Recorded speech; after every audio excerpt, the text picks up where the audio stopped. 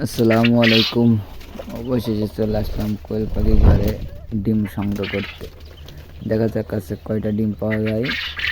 আমি ঘন্টা দেড়েক কি ঘন্টা খানিক আগে আসলাম, ডিমগুলো নিয়ে চলে গেলাম।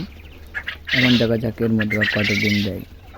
আরও নতুন খাবার দিছি, লেয়ার লেয়ার ওয়ান খাবার, ডিম পাড়া রানিং পাখিকে বা মুরগিকে এই খাবার দিতে হয়। আর যেহেতু এটা নারিশ কোম্পানির কোয়েল লেয়ার লেয়ার ফিড, তাহলে অবশ্যই কোয়েল পাখির খাবার এটা। এখন দেখা যাক খাবারের ফলাফল কয়টা ডিম পাওয়া যায়।